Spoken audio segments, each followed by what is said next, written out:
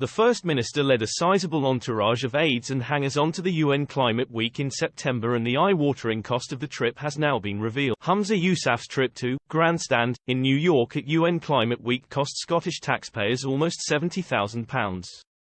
The visit was already controversial after his comments on North Sea oil and gas. The First Minister and his entourage spent £33,000 on accommodation in the Big Apple in September, as well as £26,000 on flights and transport in the US.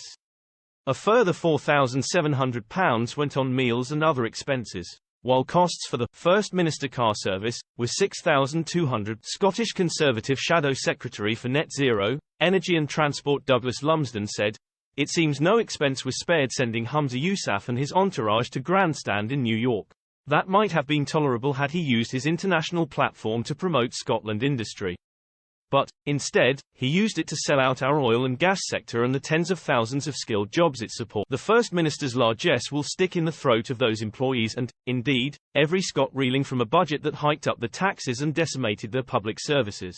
During a speech in New York, Mr. Yousaf said he no longer wanted Scotland to be Europe's oil and gas capital. He declared that Scotland will transition from being the oil and gas capital of Europe to unleashing our renewable potential and becoming the net zero capital of the world. At the time, Scottish Conservative leader Douglas Ross branded the rhetoric a brutal and senseless betrayal of the North East.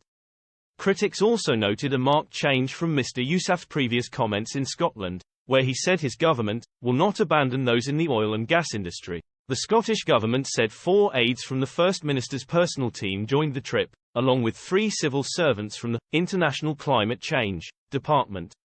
2 further special advisors and 1 civil servant from the U.S. hub in Washington, D.C. were also listed. The costs, along with the outcomes of the 4-day visit from September 17 to 21, were published on the Scottish Government website on Thursday afternoon, just as MSPs were finishing up for a 2-week Christmas and Hogmanay recess.